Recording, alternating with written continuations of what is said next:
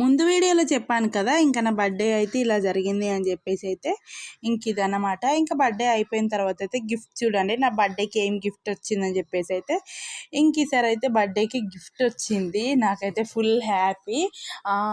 ఇది అన్నట్టు ఇంకా పిల్లలకి ఇస్తారు, కాకపోతే ఈసారి నాకు కూడా ఇచ్చారన్నట్టు.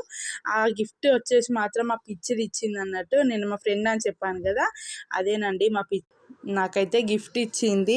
నేనైతే అసలు ఎక్స్పెక్ట్ చేయలేదు, సర్ప్రైజ్ చేసింది నన్ను అయితే, అదన్నమాట.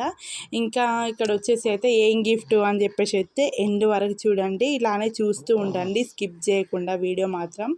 అస్సలు చాలా అంటే చాలా బాగుంది. అండ్ ఇది 2 విధాలుగా యూజ్ చేసుకోవచ్చు అన్నమాట.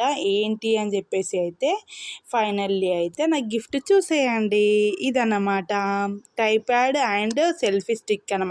2 విధాలుగా యూజ్ చేసుకోవచ్చు. ఇది వచ్చేసి చూడండి ఎలా ఉందో కామెంట్ చేయండి.